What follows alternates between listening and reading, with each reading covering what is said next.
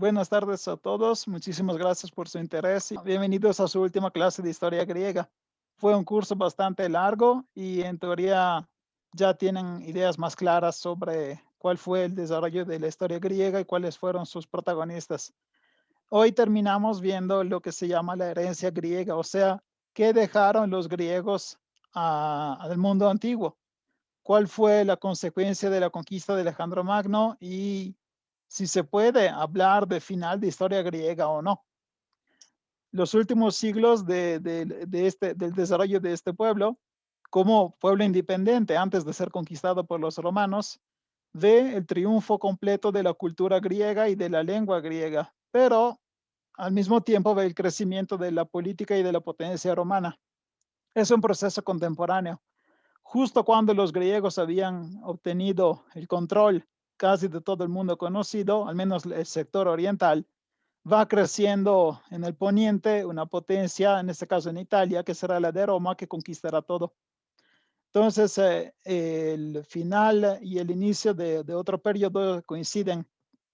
El verbo que se utiliza para hablar de este periodo es helenizein, que significa hablar griego y cualifica, nos muestra el proceso de aculturación de los bárbaros, porque cuando un bárbaro empieza a hablar griego, deja de ser bárbaro y entró en el mundo de los griegos. Pero la internacionalización de la historia, o sea, el hecho que ahorita los agentes políticos y los actores de la historia ya son varios y todos se conocen entre ellos, tienen también consecuencias sobre la religión, la economía y la sociedad. La primera diferencia que se tiene que especificar es la que divide griegos y no griegos. Las fuentes nos hablan de las élites y tenemos de documentos escritos, claramente son los que sobrevivieron los siglos, ¿no? Pero más allá de la conquista, mucha de la cultura anterior sigue sobreviviendo. Por ejemplo, en Babilonia y en Mesopotamia tenemos unas áreas que fueron conquistadas por Alejandro Magno y ahí se encuentran también ciudades griegas que fueron construidas, pero afuera de esas ciudades la cultura sigue siendo la misma, la cultura antigua, la de Babilonia. Por eso se encuentran estas burbujas griegas en el mar de cultura anterior, de cultura indígena, ¿de acuerdo? La polis se vuelve el punto de referencia común, o sea, donde hay griegos hay polis y empieza a penetrar también en regiones donde antes no era posible verlas. Por ejemplo, Eumenes II nos habla de un estatuto, unas leyes de polis que le entregó a una comunidad de gálatas. Los gálatas son una población de galos, de celtas, o sea, no son griegos. Y también en Pisidia, que es la región que pueden ver aquí en esta imagen, es una de las regiones más impermeable y más difícil de penetrar. Ahí también encontramos influencias externas. Vemos la fundación de Polis y de una ciudad que es Angeira. Después, en una región cercana que es la Capadocia, siempre en la actual Turquía, tenemos esta lista en la ciudad de Janisa, que nos habla de las instituciones griegas que se encontraban en esta ciudad que es oriental. Por ejemplo, tenemos un templo de Zeus Soter y tenemos un templo de Astarte. Astarte es una diosa de medio oriental. Entonces, vemos cómo los dioses ya están todos juntos, los griegos junto con los orientales. Y en la lista de los nombres de los ciudadanos de esta ciudad encontramos gente semítica, o sea, gente que hablaba una lengua pariente del árabe y del hebreo. Tenemos gente iránica, o sea, similar a los persas, y tenemos también griegos. O sea, esta ciudad era multiétnica. Había mucha gente de varias culturas que vivían juntos. También los reyes que son de ascendencia bárbara quieren demostrarse filelenos, significa que aman los helenos o que son amigos de los helenos, como por ejemplo Mitridate I de los partos, Areta III de los nabateos o Tigrane de Armenia. Cada vez que un rey quiere llegar a ser internacional o quiere que se vea bien a nivel internacional, se hace llamar fileleno, o sea que ama a los griegos. y empieza a comportarse como ellos y sobre todo habla griego, ¿de acuerdo?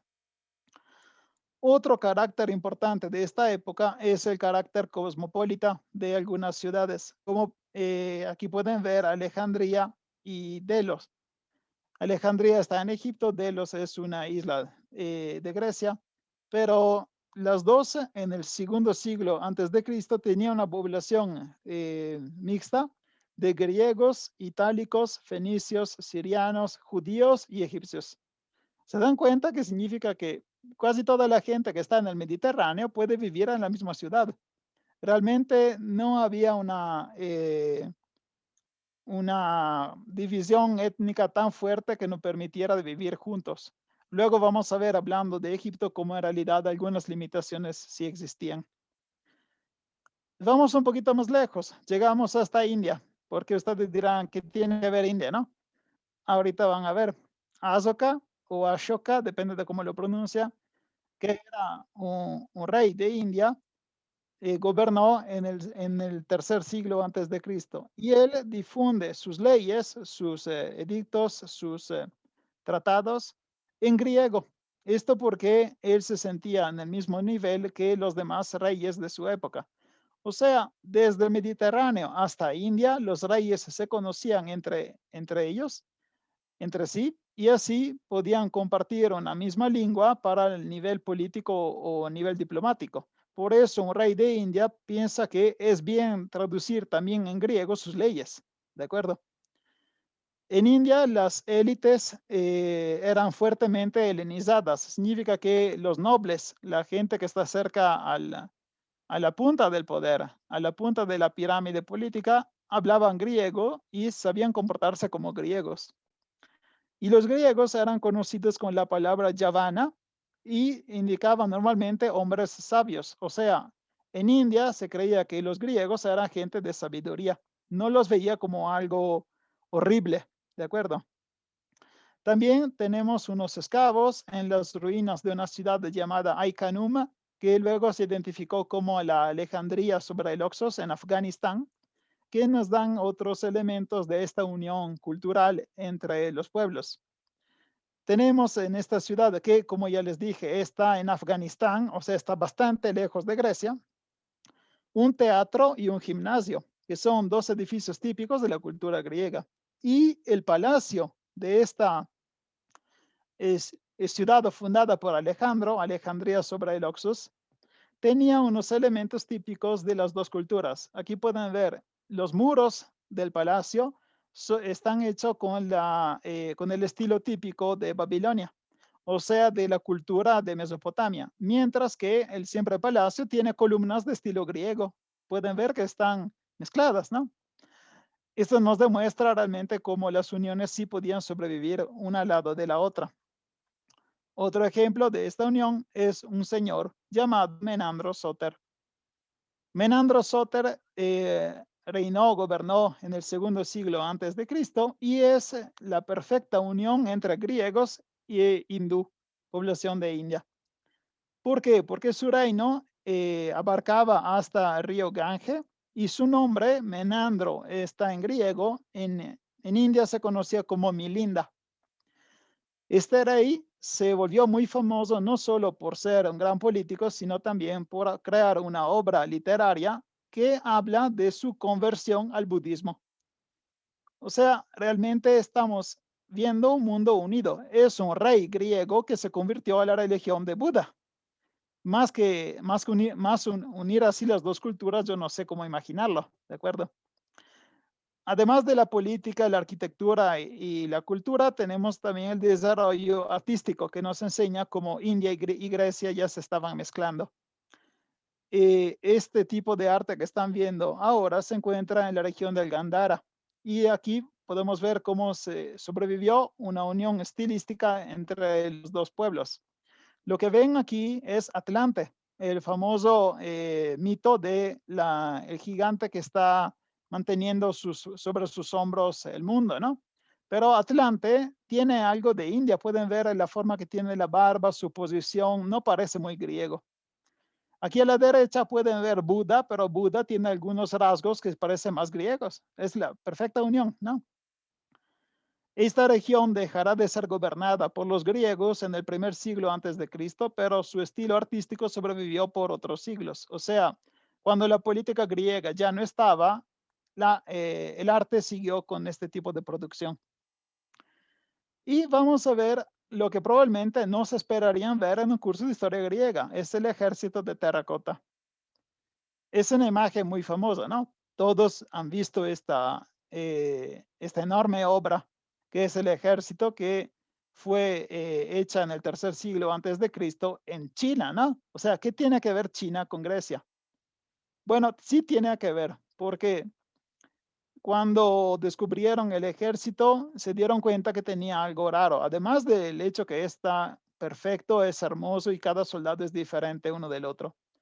La parte rara es la proporción, porque cada soldado tiene tamaño natural, o sea, es en una proporción de 1 a 1 con una persona.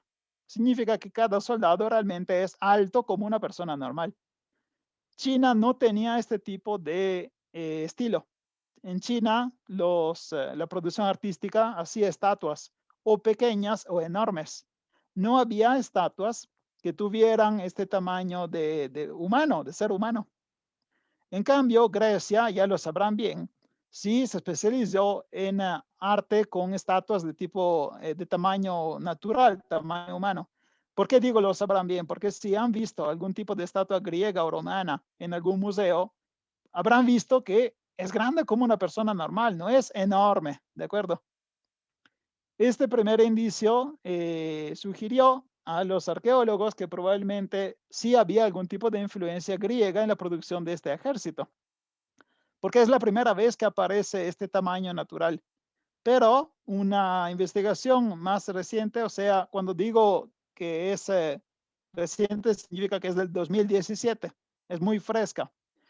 Dice que haciendo un estudio del ADN de la población local del sitio arqueológico donde se encontró el ejército de terracota, descubrieron que una parte de la población tiene ADN de Europa, que significa que probablemente un grupo de artesanos cruzó toda Asia, llegó hasta China, no seguramente por casualidad, o sea, fue invitado, fue llamado por el emperador de China para hacer este enorme trabajo. Y como siempre pasa, la gente se quedó allá o tuvieron hijos con las mujeres de China. Por eso se encuentra ADN europeo en esta parte de China donde uno no se lo esperaría. Entonces, la siguiente vez que ven el ejército de terracota, imagínense que no es completamente un producto cultural chino, sino es una mezcla entre arte griega, arte griego y producción china, ¿de acuerdo?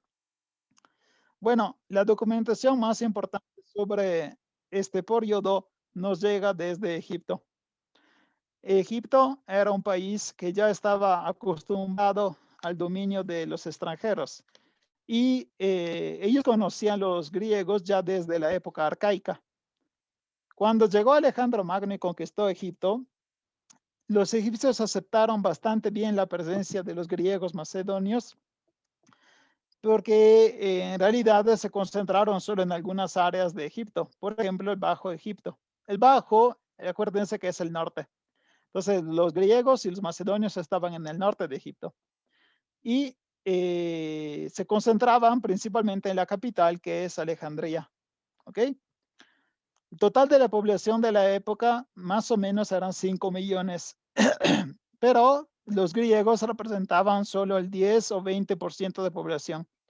No sabemos precisamente cuántos, pero eran siempre una minoría, ¿de acuerdo?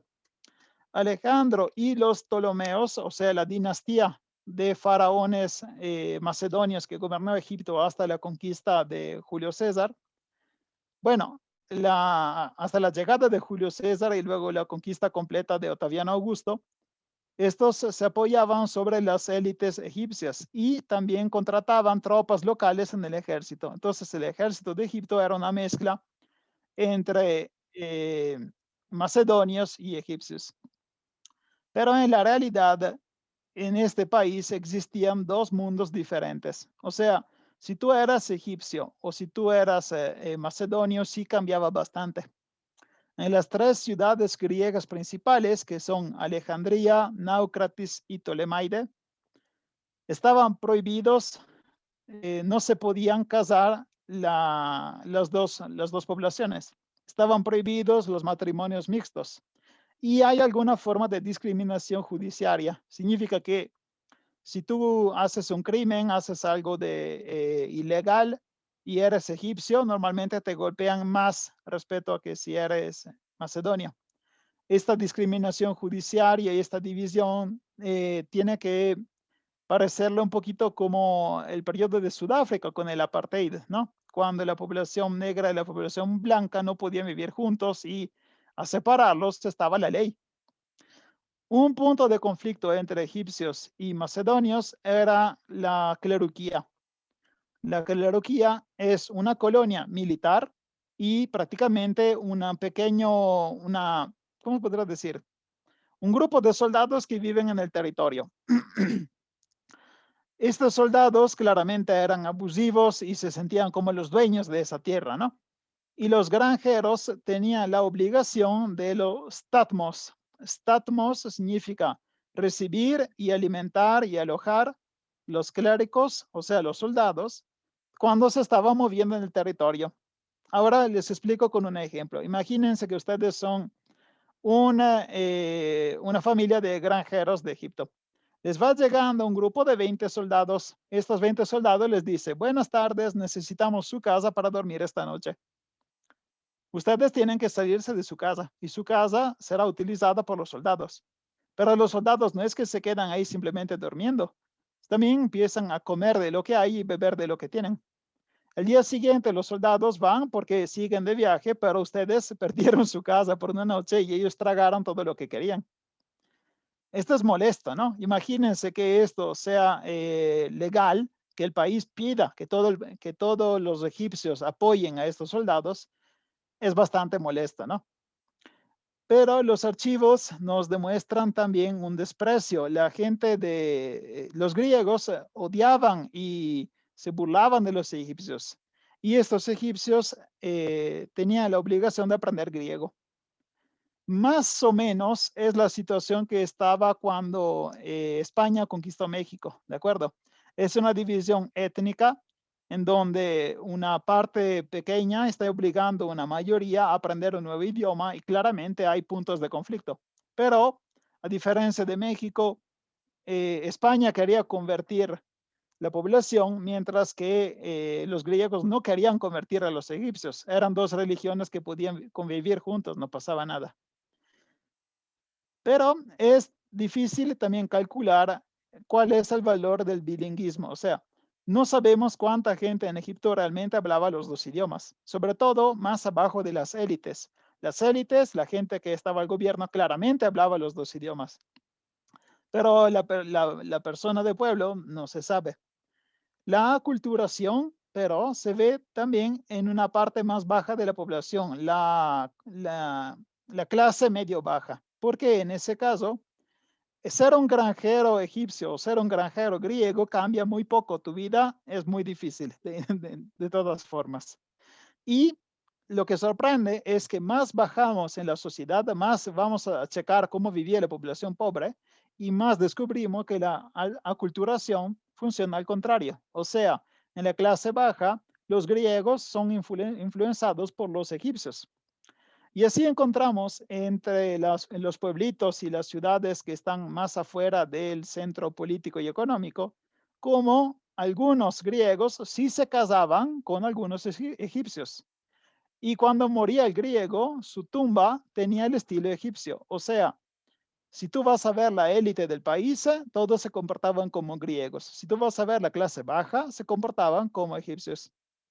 Y así van viendo cómo el país de Egipto, bajo el periodo tolemaico, sí era una mezcla no homogénea, no estable de estas dos culturas. ¿De acuerdo? Ahora hablamos de una cultura diferente que conocen seguramente, que son los judíos. ¿Por qué conocen seguramente? Porque los judíos siguen siendo una cultura reconocible hasta el día de hoy, ¿no? Los judíos fueron organizados en un etnos. La palabra etnos demostraba una organización en base étnica, como nosotros llamaríamos ahora, ¿no? Porque los griegos reconocían que no todos los pueblos tenían poleis, no todos los pueblos tenían confederaciones o federaciones militares religiosas. Algunos pueblos tenían una base étnica, se reconocían por pertenecer al mismo pueblo, ¿no? Y así eran los judíos.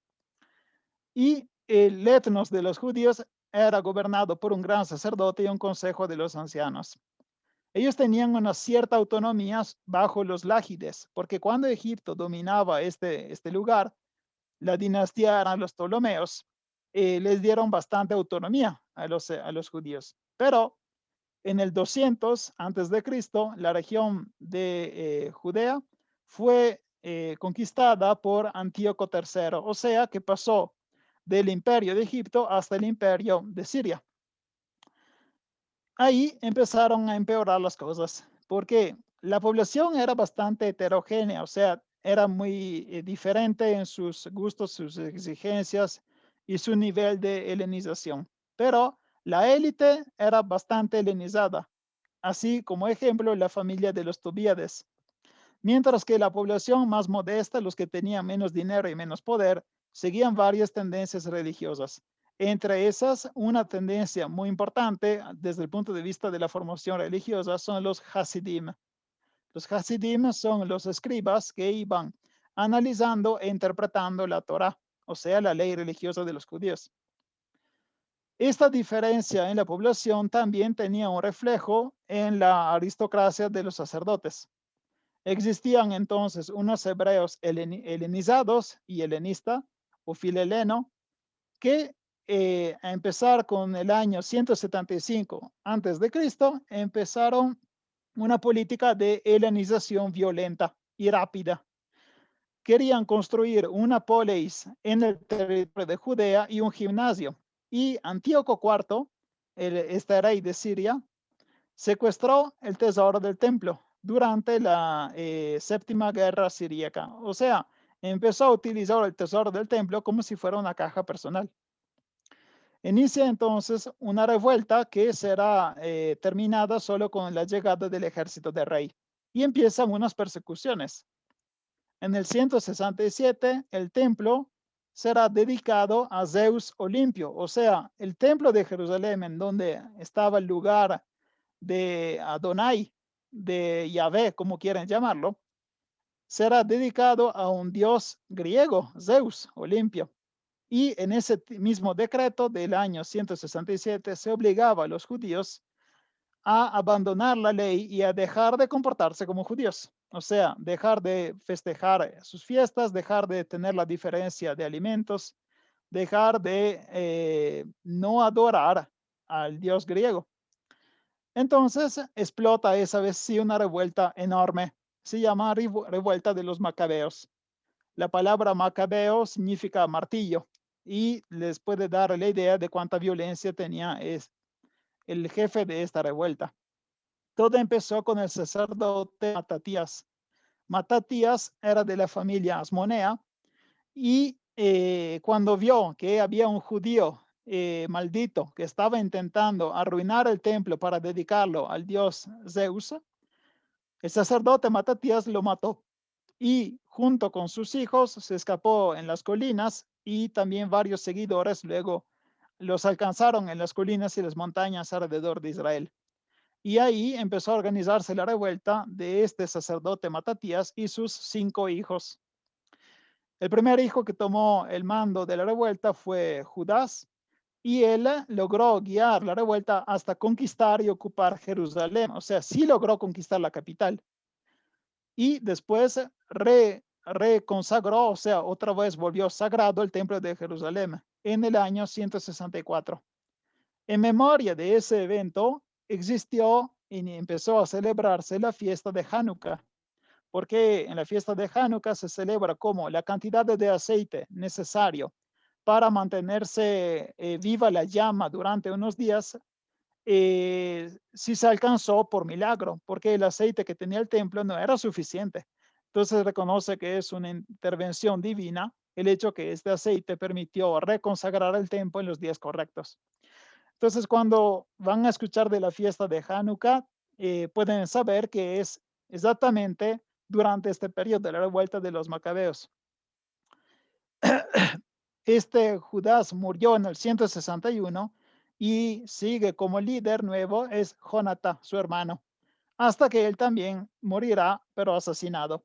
Después le sigue otro hermano llamado Simón, que va a morir en el 135. Pero mientras ellos siguen con la revuelta y la administración de este territorio, se instituye un estado independiente de religión hebraica y que tiene algunos rasgos en común con las monarquías helenísticas. Esta monarquía helenística empieza en el 143-134 con Simón y llega hasta Alejandro y Anneo en el 103-76. Pero el hecho mismo que yo dije, Alejandro y Anneo, les tiene que dar la idea que en realidad ya estaba bastante griego, ¿no? Porque un jefe judío que tiene el nombre de Alejandro significa que quiere parecerse a los griegos, ¿no? De hecho, esta dinastía ya era demasiado griega y así termina por provocar el pueblo y los fariseos. La monarquía será abolida, destruida y otra vez se restablece un gran sacerdote que los griegos llamarán etnarca en el 63 antes de Cristo. Y así, en el 63 empieza el gobierno con este etnarca, aunque sí tendrán otros problemas de gobierno porque empezarán otras guerras civiles que causará la intervención de Pompeo Magno en época romana. Pero nos falta bastante para llegar a ese punto, ¿de acuerdo? Ahora hablamos de las religiones. Un típico rasgo del helenismo es el culto de rey, el culto hacia rey. Y el rey, en teoría, es un ser humano, no puedes adorarlo como si fuera un dios, ¿no? Pero este culto es diferente en cada zona y en cada dinastía. Los antigónides, que son la dinastía que gobierna en Grecia, no lo practicaban oficialmente, aunque sí aceptaban un culto de nivel local que podía ser útil para mantener el poder político. Por ejemplo, en Atenas sí había un culto de los antigónides. Según los atálides, que es la dinastía que estaba en el Ponto, en ese reino de Pérgamo, se hablaría de un culto cívico post-mortem. Significa que cuando el rey está vivo no lo adoran, pero cuando se muere sí se vuelve como un dios. Y desde la ciudad de Pérgamo, desde la capital, este culto se difunde en todo el reino. ¿A qué sirve este culto? Era seguramente una herramienta política de unificación, porque el culto hacia el rey podía unir tanto los griegos como los indígenas. Y según el historiador Dúrides de Samo, tenemos aquí un himno del 291. Él presenta al rey como un hijo de Poseidón y Afrodita, y es un dios presente, mientras que los otros dioses se han alejado mucho, o no escuchan, o no existen, o en todo caso no nos hacen caso. Significa que por Dúrides, el dios que era rey era mucho más útil respecto a los dioses invisibles y reales, porque ellos, si te escuchan y no te hacen caso, es como si no existieran, ¿no? Entonces, aquí vemos una versión más concreta de la religión. Yo adoro el Dios que es mi rey porque él me puede escuchar y probablemente puede hacer algo. ¿De acuerdo? Y contemporáneamente tenemos también otros cultos, porque en esta época también hay un culto de los magistrados romanos. Y el primero fue Flaminio. También hay otra teoría que es la teoría de Venero, que dice que los dioses del Olimpo no serían más que antiguos gobernantes divinizados. Entonces, en esta época en donde los griegos empiezan a adorar los reyes, empiezan también a hacer el cálculo y dicen 2 más 2 es igual a 4. Significa que si nosotros ahora estamos adorando unos reyes, nada nos impide pensar que también los dioses antiguos eran simplemente reyes, que ahorita nosotros transformamos en dioses solo porque perdimos la memoria de que eran reyes, eran seres humanos. ¿De acuerdo? Las ciudades pueden dar culto a varias dinastías. Un ejemplo entre todos es la ciudad de Atenas. Porque Atenas entre el 224 y el 200 años antes de Cristo dio culto a los Antigónides, a Demetrio, a Ptolomeo y a los Atálides. Prácticamente dio culto a las 4 dinastías de los reinos helenistas. El rey era visto como una potencia protectora y este reconocimiento, en teoría, lo tenía que empujar a hacer todo lo que puede de mejor en su trabajo. Esto significa que en realidad adorar al Dios es una herramienta útil en los dos lados. El rey reconoce que esta adoración es útil para su gobierno, porque una población que lo cree un Dios, en teoría respeta más sus decisiones, ¿no? Pero también la población, cuando adora al rey, en realidad pide que esta adoración sea respondida, sea contestada, sea premiada con un comportamiento bueno. O sea, que el rey se comporte como un buen Dios y también como un buen rey, ¿de acuerdo? En esa época también estaba bastante de moda la abstracción, o sea, la transformación en Dios de una cosa inmaterial. Por ejemplo, siempre en el 229 en Atenas, cuando será liberada, empieza el culto a Demos, que literalmente es al pueblo. El pueblo tiene esta representación que es Demos, que se transforma en un dios. Y después tendrá el culto a Eutíquides o Tique, que es la fortuna, la suerte. Contemporáneamente a este desarrollo religioso también tenemos el avance en arquitectura y en escultura, siempre de tipo religioso. Porque de este periodo tenemos las estatuas de Damofonte, que lo pueden ver aquí en Mesenia, en el templo de Leucosiria, en Arcadia, y la Venus de Milo, o Melo. Esta Venus fue recuperada en la comunidad de Melo, o llamada también Milo, en el segundo siglo. Bueno, se construyó en el segundo siglo antes de Cristo, luego fue recuperada en época moderna. Y es probablemente una de las estatuas más famosas porque es una estatua perfecta, pero sin brazos, ¿no? Luego se tiene que pensar que también la religión anterior sigue viva. Los oráculos siguen funcionando. Lo que sí se expande mucho son los cultos mistéricos. No sé si se acuerdan, los cultos mistéricos son una forma religiosa que permite conocer solo algunas cosas y si tú quieres el conocimiento completo de esa sabiduría, necesitas un avance en la escala social o un avance en los rituales hasta que al final sí te hacen contemplar a toda la realidad religiosa. El culto mistérico más famoso es el culto de Eleusis en Atenas, pero están floreciendo justo en ese periodo varios cultos. Entre estos, el culto de los grandes dioses de Samotracia y el culto de las divinidades sanadoras como Asclepio, el dios de la medicina, ¿no? Y también se difunde una religión siempre más importante que es el dionisismo. El dionisismo, como les dirá el nombre, está basado sobre el culto de Dioniso. Dioniso es un dios muy raro. Claramente todos conocen Dioniso como dios de la uva, ¿no? Dios de la borrachera, dios de la fiesta, dios de rebasar los límites, pero no es solo un dios de la fiesta, es un dios misterioso. Dioniso murió, terminó muerto y luego sobrevivió a su muerte y regresó a la vida. Y se celebraba el nacimiento de Dioniso el 25 de diciembre. Probablemente les parecerá algo que ya conocen porque es el mismo día en que se celebra actualmente la Navidad. Varios dioses antiguos se celebraban el 25 de diciembre porque es un día cercano al solsticio. Entonces es bastante natural para un pueblo que vive a contacto con la naturaleza celebrar el día en que el sol empieza a reconquistar el horario, ¿no? Y este dionisismo se amplió y se difundió en todo el Mediterráneo, llegará hasta el sur de Italia, lo vamos a ver en el siguiente curso.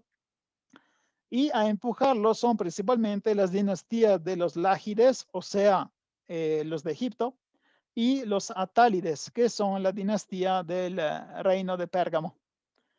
En este dionisismo había un grupo de especialistas llamado Tecnitai. Los Tecnitai tienen que imaginarlos como unos artistas eran escritores, eran actores, eran músicos, y este grupo tenía que preocuparse de la organización y del desarrollo de la fiesta. O sea, no podían hacer una fiesta así con un grupo de 20 amigos y organizamos una fiesta de Dioniso. No, se necesitaba gente preparada, que sabía lo que tenía que hacer, no solo desde el punto de vista religioso, sino también desde el punto de vista técnico de la organización de un gran evento, ¿no? Y ellos tenían casi un rol político, porque estas asociaciones de artistas tenían un control y empezaban a cobrar a los reyes para poder organizar las fiestas y recibían en cambio también algunos privilegios, por ejemplo, la posibilidad de evitar de pagar impuestos. Entonces se dieron cuenta que esta religión en realidad está unida con la vida social porque se organizan fiestas, con la política porque estos técnicos estaban muy cercanos al poder y también con la economía porque ellos no pagaban impuestos. ¿De acuerdo? También existían otros cultos extranjeros como Cibele y Apis de Frigia, Adón de los hititas, pero los dioses que más tuvieron suerte en este periodo fueron los dioses de Egipto, en particular Isis la madre, ¿no? Isis fue asimilada a Demetra como diosa protectora de la navegación y también como diosa que puede dar consolación. Otro dios muy curioso es Serápides. ¿Por qué curioso? Porque Serápides es un dios completamente artificial. Y ustedes dirán, bueno, todos los dioses son artificiales. Y sí, tienen razón. Pero de Serápides tenemos el lugar de nacimiento y casi la fecha de nacimiento, porque sabemos que a cierto punto apareció y sabemos también cómo nació. Serápides es la unión de dos dioses de Egipto. Osiris, que es el dios del más allá, ¿no? Es el rey de los muertos y es el dios que representa la resurrección en Egipto, porque era muerto y su esposa Isis le devolvió la vida, ¿no? ¿Se acuerdan en la clase que tuvimos de Egipto? Y luego tenemos Apis. Apis es un toro sagrado que era un dios de la ciudad de Menfi.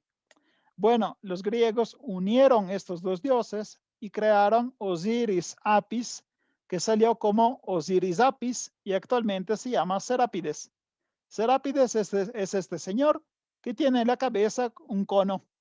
Esa es la corona típica de Serápide, ¿de acuerdo? Este dios se adoraba en Egipto, en el Egipto bajo los griegos, y representaba la abundancia y la serenidad, la tranquilidad, la calma. Y su culto llegará hasta la isla de Delo, pero el templo principal estaba en Alejandría, porque es en Alejandría donde este dios nació. Pasando de la religión a la economía, tenemos como siempre que especificar que tenemos pocos datos. Hablando de ciencias económicas, probablemente es lo que menos se sabe de la época antigua. Es muy difícil calcular la economía y las entradas y las salidas de cada reino de la época antigua.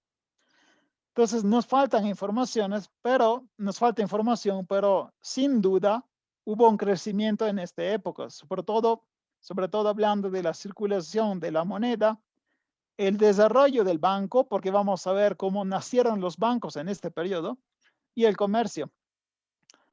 Aquí, un segundo, aquí. En esta imagen pueden ver las monedas que se usaban en la época. La primera moneda es la moneda de Alejandro Magno. Pueden ver cómo tiene aquí la cara de Alejandro Magno. La segunda moneda son los lágides. Entonces, esta es la moneda de Egipto. En esta moneda tenemos los seleucides y lo reconocen porque tiene un elefante. Y se acuerdan que los seleucides llegaban desde Siria hasta India, su dominio, ¿no? Y terminamos con los atálides. Entonces, si por casualidad encuentran esta moneda, por favor no la usen, ¿sí? Guárdenla, porque sí vale bastante, ¿ok? Los lágides, o sea, la dinastía de Egipto, eran bastante gandallas porque ellos usaban una moneda más ligera.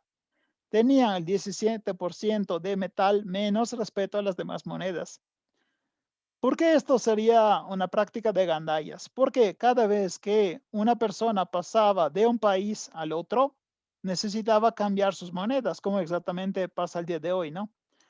Las oficinas de cambio de monedas se encontraban o en la frontera o en el puerto, que es el correspondiente del aeropuerto antiguo, pero ahí tú dabas todas tus monedas y te daban monedas locales. Se suponía que cada moneda tenía el mismo valor. Por ejemplo, si yo doy una tetradracma, que significa 4 dracmas, es una medida. Si yo doy una tetradracma del reino de los Seleucides y voy entrando en el reino de Átalo, en teoría ellos me tienen que dar lo mismo, que tiene el mismo valor, pero tienen diferentes caras, ¿no? Bueno, cuando pasan a Egipto, estos gandayas les devuelven monedas más ligeras. O sea, cada vez que un extranjero entraba en Egipto, Egipto ganaba el 17% del valor de sus monedas. Y pasamos ahorita al desarrollo del banco. El banco se desarrolla con los servicios de cambio de moneda, ya lo vimos, depósito y préstamo. El préstamo, cuando pedían un préstamo, el banco pedía más del 20% de intereses. Realmente era malvado, muy duro, era difícil pagar o terminar un préstamo con el banco, ¿no? Y existía la banca regia, el banco regio, que significa el banco del rey, que se llamaba Basílica y Trapeza, y también unos bancos privados. Estos bancos privados habían recibido el permiso del Estado para poder ejercer, para poder trabajar. Otro banco que probablemente no se lo esperan es el banco religioso, el banco del santuario.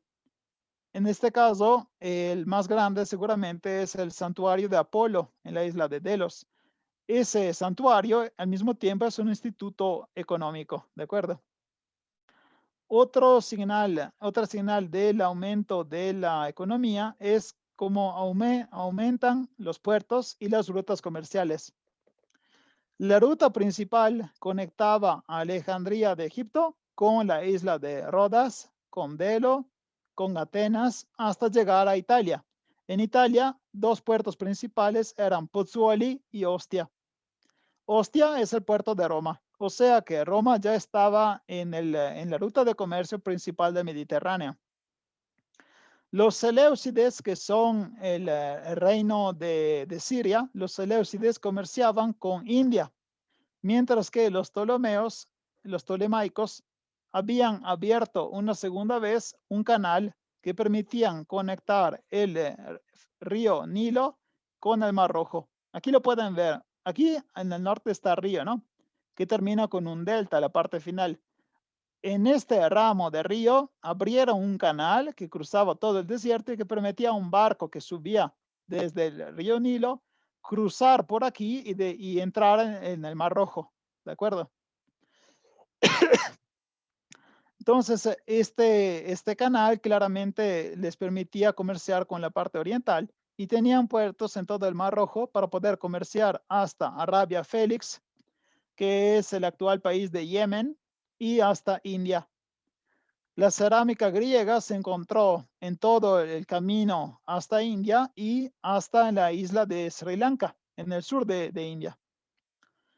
Los Seleucides, en cambio, comerciaban ellos también con el oriente, pero para poder seguir el comercio hasta con Egipto, pasaban por una región llamada región de los Nabateos.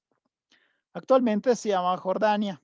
Y en esa región claramente hubo una gran ganancia de dinero porque donde las rutas comerciales entre reinos grandes y fuertes pasan, llega mucho dinero. Es por eso que se desarrolló una civilización y una ciudad como la de Petra en Jordania, y es por eso que actualmente podrá parecer raro encontrar una ciudad tan bonita y tan perfecta en el medio del desierto, pero su riqueza se justifica por el hecho que está justo en el paso de las rutas comerciales entre los reinos helenísticos. ¿Ok? Ahora, ¿qué comerciaban los griegos? Principalmente lo que más se comerciaba era el trigo. Egipto era el más grande productor de trigo y sustituyó el Ponto como líder de productor de trigo. El Ponto, que significa el Mar Negro, fue por muchos siglos de donde llegaba la gran cantidad del trigo para toda Grecia, pero ahora estaba bajo peligro de conquista de los bárbaros, por eso Egipto era más seguro. Además del trigo, se comerciaba vino y se encontraron ánforas de vino en todo el Mediterráneo y un molusco que se llama cañadilla, que es el mismo molusco que usaban los fenicios para producir el color púrpura. ¿Se acuerdan? Que hay un color muy caro que se produce por un molusco, ¿no? Después se comerciaba papiro, claramente llegaba desde Egipto, y marfil, esto es desde África, ¿no? Y del oriente llegaba incenso, llegaban especias y llegaban tejidos de India. No tienen que pensar a la seda. La seda de China todavía no alcanza hasta Europa y empezó a comerciarse la seda china solo a partir de la época romana. Otro producto, porque sí es un producto importante de esta época, son los esclavos. Los esclavos son un comercio que se está expandiendo, alimentado tanto por la guerra como por los piratas, porque cada guerra produce esclavos, claramente es la población civil de alguna ciudad que se captura, y también los piratas crean esclavos. Es muy fácil para un pirata crear esclavos. Es suficiente capturar un barco. O sea, si tú tienes la mala suerte de ir en un barco en esta época y de ser atacado por los piratas, dos posibilidades. O te matan o te vuelven esclavos. Y claramente si eres hombre o mujer va cambiando tu destino. Si eres una mujer te vuelves prostituta, si eres un hombre te vuelves un esclavo trabajador.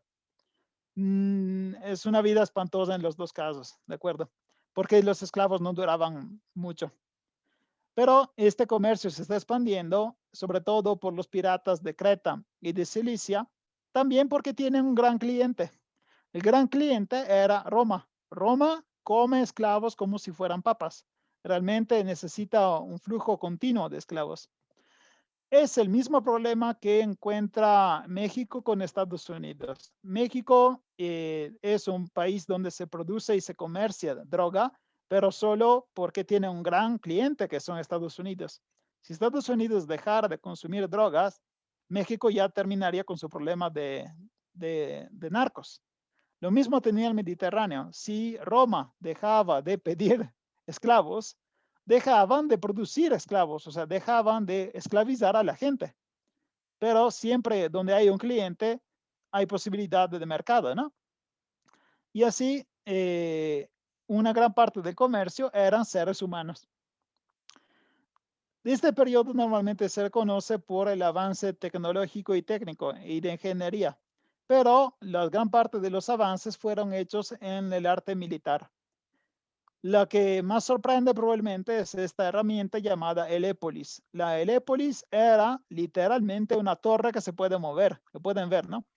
Era una torre que defendía varios niveles de soldados y que con esas rueditas podía avanzar también en una colina bastante ligera. Esto permitía abrir las ciudades, porque las ciudades que tenían muros no eran fáciles de conquistar. Con esta Helépolis, los soldados podían bombardear a los enemigos y también saltar encima de las torres, porque pueden ver aquí, la torre tenía un puente, permitía a los soldados saltarse los muros y invadir la ciudad, ¿de acuerdo? Entonces, la Helépolis es probablemente uno de los avances más prometedores de esta época. Y pocos avances fueron en la agricultura. Principalmente se empiezan a cultivar nuevas plantas como el trigo de Siria que permiten 2 cosechas al año. O sea, el hecho que todas las regiones desde Mediterráneo hasta India ya se conozcan permite de utilizar las especies de animales y de vegetales más útiles para la economía, ¿no? Si un trigo te permite 2 cosechas al año, claramente es el trigo que vas a usar de ahora en adelante. La base de la riqueza seguía siendo la propiedad de la tierra, pero algunos ya se habían vuelto ricos con el comercio. El desequilibrio entre las clases sociales sigue muy fuerte y un problema común son las deudas, porque las deudas golpean toda la población. Y por eso se intenta reparar a esta situación, porque una población que está en deuda puede volverse esclava o puede simplemente abandonar la vida social. En Rodas, Estrabón nos habla que nos dice que los ricos tenían que mantener a los pobres. Esto porque en Rodas entendieron que si los pobres ya no pueden sobrevivir, nadie está en la flota. Entonces los ricos tenían que pagar algo de alimento a los pobres porque así se podía mantener viva la flota, la marina de la ciudad de Rodas. Así unían la exigencia militar con la exigencia social. En Pérgamo, la ciudad de Pérgamo en Turquía, se intentaba la politografía. La politografía es la inscripción de los nuevos ciudadanos en la lista de la ciudad. Sobre todo son las tropas que estaban instaladas en un lugar. Normalmente estas tropas eran extranjeros, llegaban de otros lugares y inscribiéndolos en la lista de ciudadanos podían dar ciudadanía y así el número se mantenía bastante equilibrado porque uno que tiene muchas deudas pierde la ciudadanía y ese soldado lo sustituye, ¿de acuerdo? Otra política era liberar a los esclavos. En este caso se hacía con un método bastante simpático, que era vender los esclavos a un dios. Porque si tú vendes el esclavo al dios, este dios no puede ser su dueño, es un dios, ¿no? Y así prácticamente se libera el esclavo.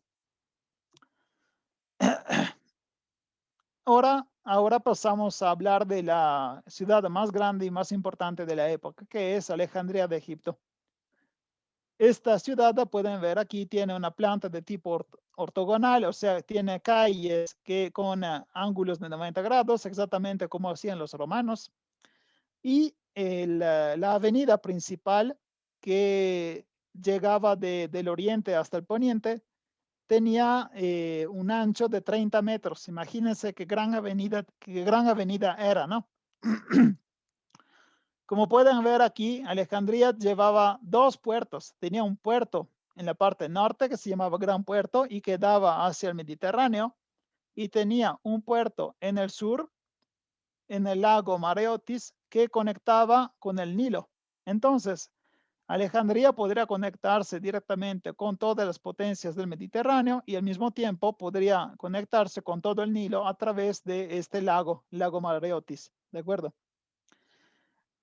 La parte más importante y más famosa de la ciudad seguramente es el faro.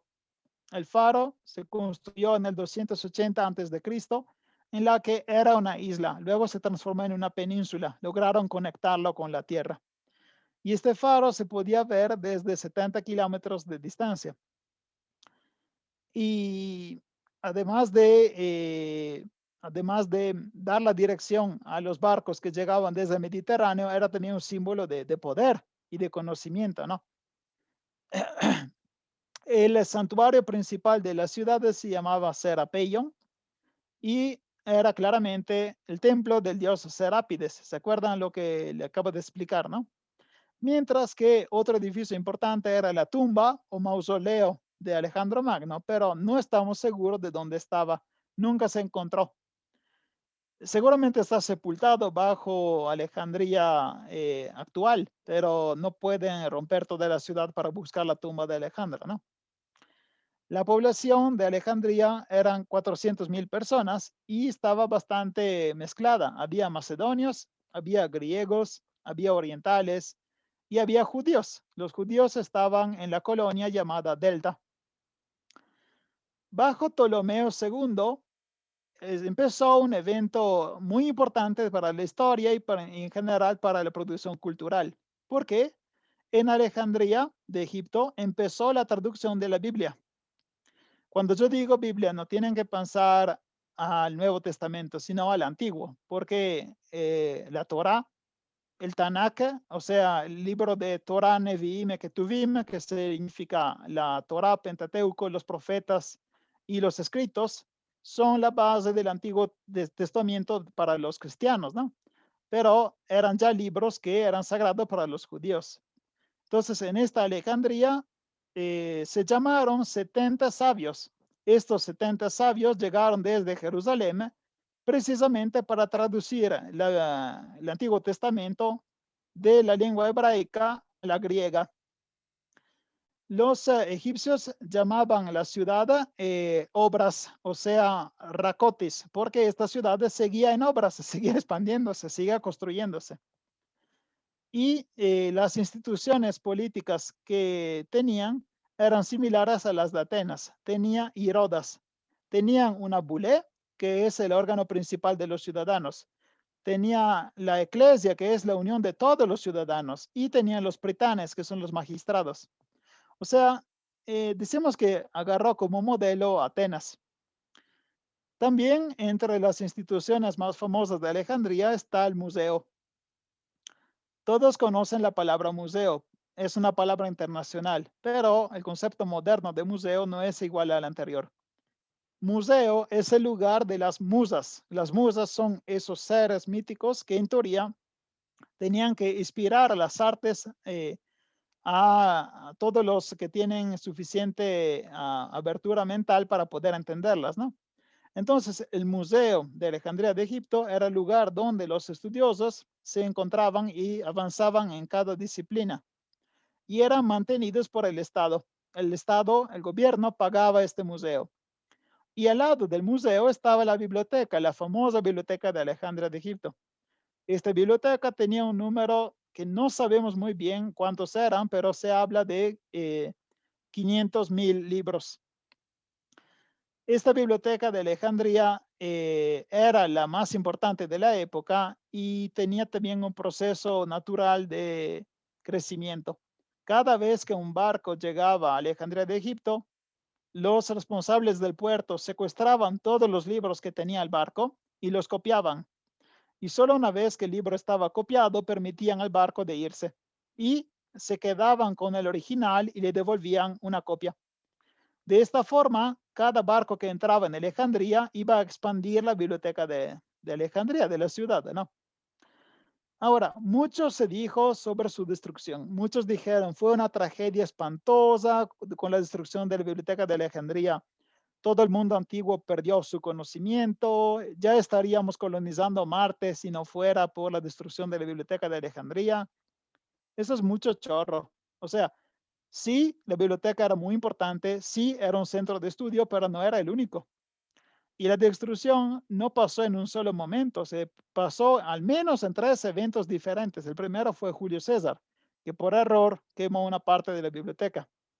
Pero sí, la biblioteca de Alejandría era súper importante, pero no era fundamental para la época antigua. No tienen que pensar que ahí era el cerebro de todo el mundo antiguo. No, eso es una leyenda, más bien un mito, ¿de acuerdo?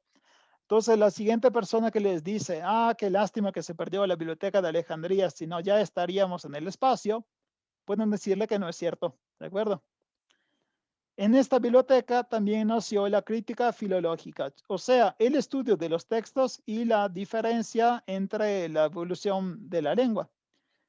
Justamente en esta biblioteca empezó el estudio real de los poemas homéricos, el estudio de la Ilíada y la Odisea. Y los estudiosos se llamaban gramáticos.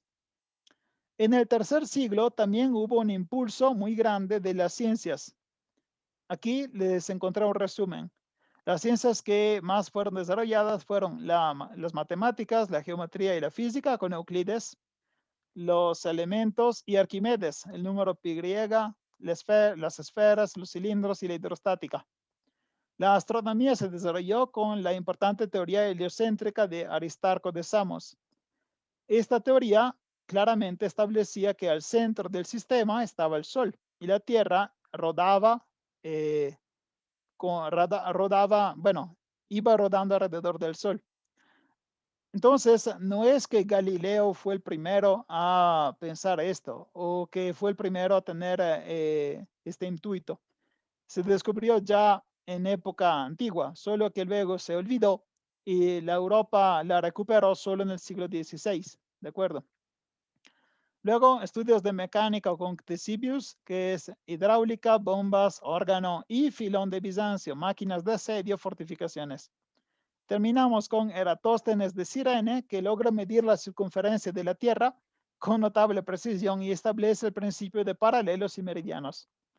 Entonces, la circunferencia de la Tierra ya lo conocían en época griega, pero el mismo hecho que dije circunferencia significa que ya los griegos sabían que la Tierra no es plana, no es, no puede ser plana porque es una esfera, ¿de acuerdo? Bueno, la palabra correcta sería geoide, pero para poder calcular la circunferencia tienes que creer primero que sea esférica, ¿no? Que sea un globo. Entonces, no tienen que pensar que este conocimiento llegara solo en época moderna, ya en época antigua lo tenía.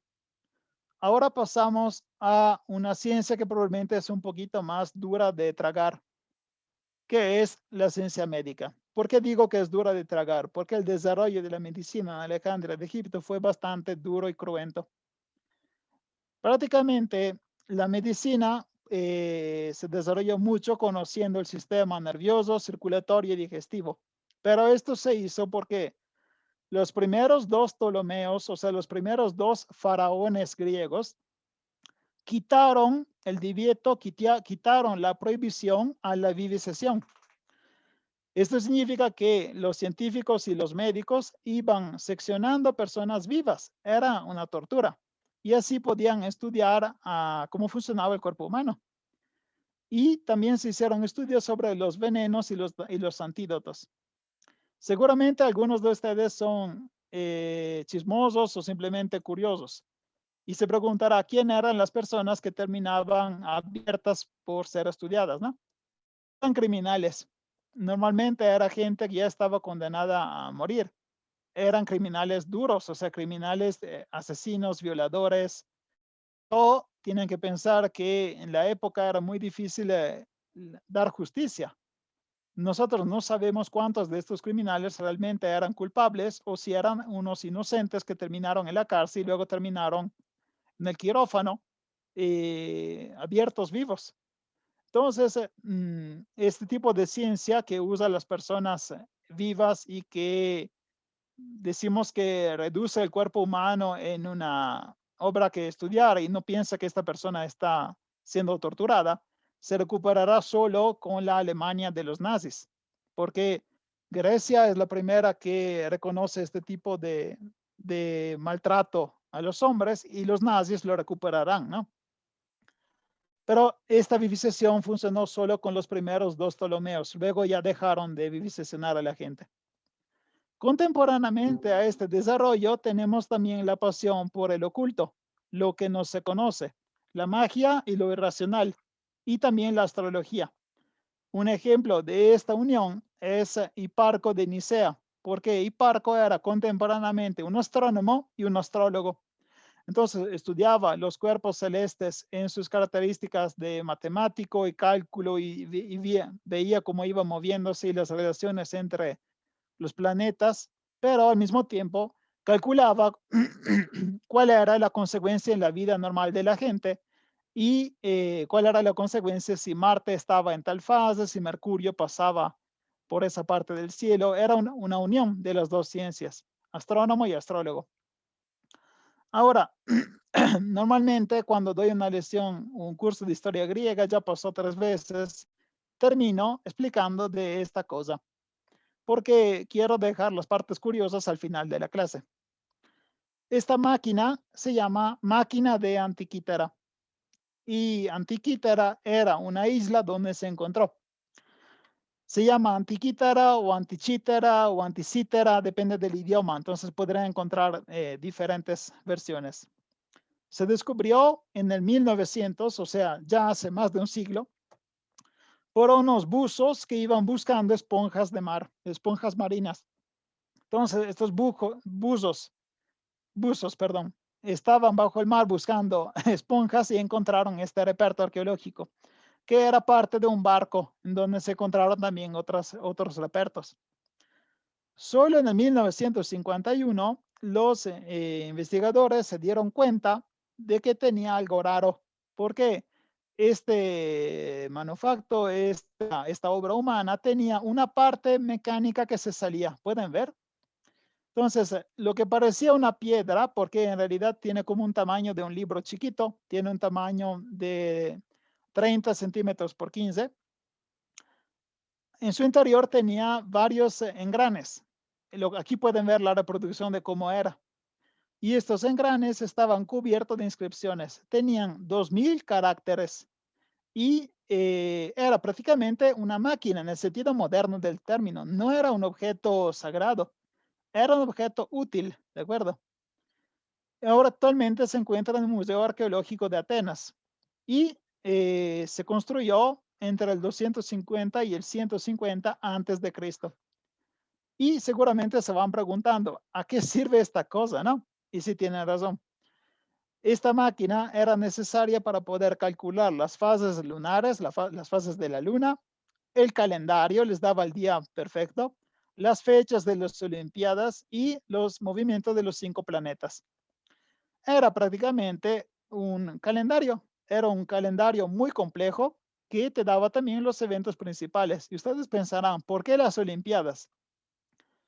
Las fiestas, como las Olimpiadas o los eventos deportivos, no era solo un evento social y de diversión, era un evento central del calendario griego. Todo el mundo griego calculaba en qué época era, dependiendo de qué número que es de la Olimpiada. Por ejemplo, dicen, me casé en el año de la Olimpiada 120 y así toda la gente sabía qué año era. Esto es algo que nunca les dije durante el curso de historia griega y esto lo siento, pero los griegos calculaban el tiempo con y así también les demuestra cuánto era central a nivel mental esta fiesta o esta celebración deportiva. Otra máquina sorprendente, yo digo aún más sorprendente respecto a la máquina de Antiquítera, es esta, que se llama máquina de Herón. Herón de Alejandría era, bueno, podríamos llamarlo con la palabra moderna, era un ingeniero. Y Herón había encontrado la manera de poder aprovecharse de una característica natural que es cómo producir el vapor. Entonces, él calentaba agua, esta agua producía vapor y este vapor movía un mecanismo que permitía, como pueden ver aquí, de abrir una puerta.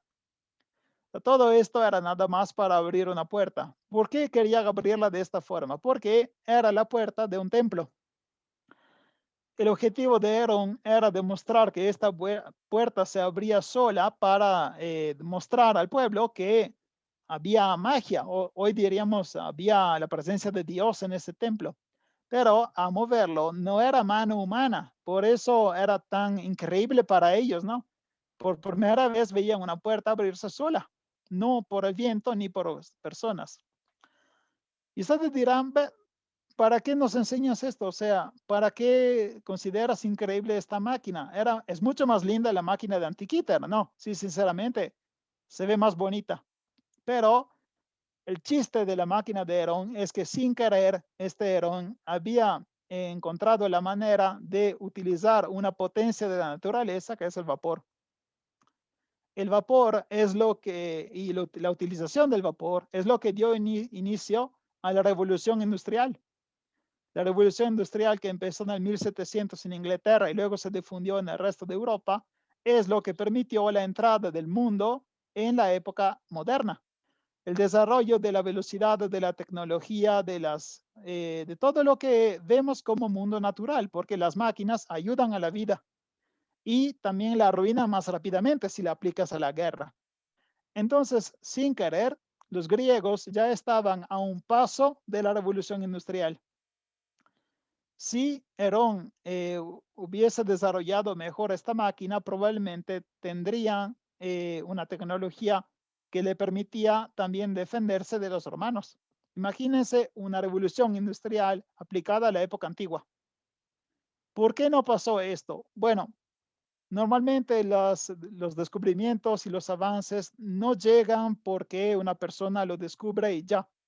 Descubrir una cosa es una cosa, saber cómo usarla es otra. Entonces, si tú tienes enfrente de ti un objeto y no sabes cómo usarlo, sobre todo no lo sabes aprovechar bien, ese objeto se quedará inútil durante toda tu vida.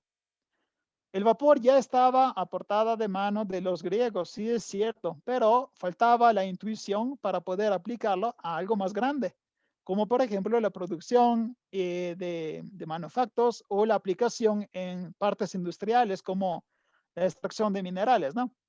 Una máquina de vapor que permitiera mover los minerales, el carbón y también los metales, como si pasó en la Inglaterra de 1700 y 1800.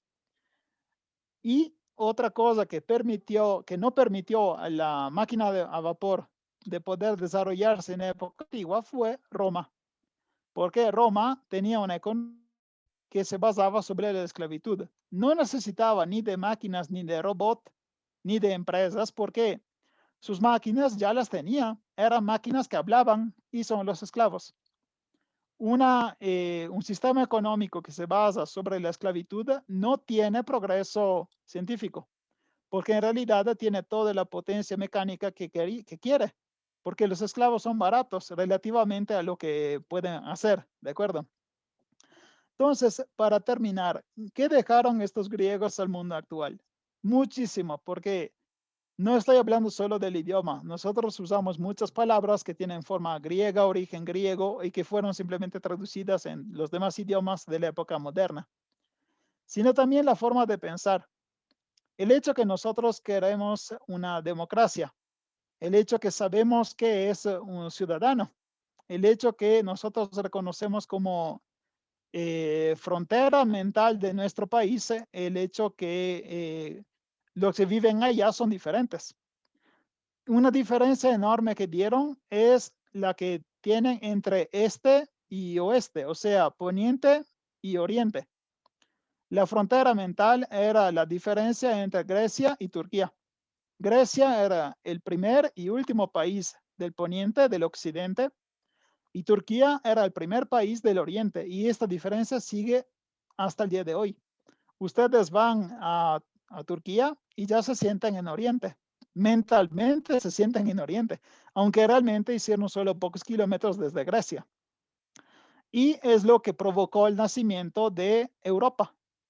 Europa es todo un sector de mundo que no tiene ninguna diferencia respecto a Asia. Si ustedes ven en cualquier mapamundo, un atlante, una imagen del mundo, Europa y Asia están pegadas y justamente el continente se llama Eurasia. ¿Qué diferencia Europa de Asia? El concepto de Europa. El hecho que esos pueblos se consideran diferentes respecto a los que estaban a Oriente. ¿Rusia es Europa? No, Rusia es asiática y también a nivel político se reconoce como casi alienígena. No se comporta como un país europeo. No hay problemas de derechos civiles y todo. Rusia parece europea solo porque los rusos quisieron aparecer europeo. ¿Por qué todo esto? Porque, como veremos en el siguiente curso, los romanos heredaron las ideas de los griegos y las potenciaron. Cuando los griegos fueron conquistados militarmente por los romanos, no terminó la historia griega, simplemente la historia griega se volvió historia romana, porque los romanos empezaron a imitar a los griegos. Y así nosotros somos la imitación de la imitación de la imitación, porque en nuestra manera de vivir, de comportarnos y de pensar, sin querer y sin saberlo, estamos haciendo muchas cosas griegas. Y los griegos como historia nunca terminaron, siguen vivos como país, pero los griegos antiguos políticamente terminaron con la conquista romana, aunque ya lo vieron con todo este curso, a nivel cultural nunca se extinguieron, ¿de acuerdo? Esta fue la última clase del curso de historia griega, pero no es la última clase de las que voy a cargar. El siguiente punto será el inicio de historia romana, después pasaremos a historia medieval, luego moderna y luego contemporánea. Calculando que me tardé 8 meses en cargar todo el curso de historia griega, supongo que el curso total de historia universal se hará en 4 años. Es bastante, pero obviamente si les gusta la historia, con calma veremos todo. Y otra cosa que quería decirles es que tomaré una pequeña pausa porque en septiembre me voy a mi pueblo en Italia. Está en el norte de Italia y me quedo allá con mi familia un mes. Durante ese mes no voy a tocar la computadora. Entonces retomaré la edición y el cargar las clases a partir de octubre. Entonces, tengan paciencia, ojalá les haya gustado este curso de historia griega y en octubre empezamos otra vez, pero con historia romana. Obviamente una historia muy fascinante Normalmente la gente que tiene un pequeño interés por historia solo tiene un interés por dos temas, la Segunda Guerra Mundial y el Imperio Romano. Entonces, ojalá que encuentre también más personas interesadas en la historia que quieran seguir este canal y que luego quieran inscribirse. Gracias por todo mientras tanto. Si les gustó la clase, pueden darle me gusta, compartirla y suscribirse al canal. Los enlaces de Spotify están disponibles en la página del canal de YouTube y si quieren apoyarme, también pueden encontrar el enlace de Buy Me a Coffee en el que pueden comprar café o una clase sobre el Imperio Sirio que es para los patrocinadores. Muchas gracias, hasta luego.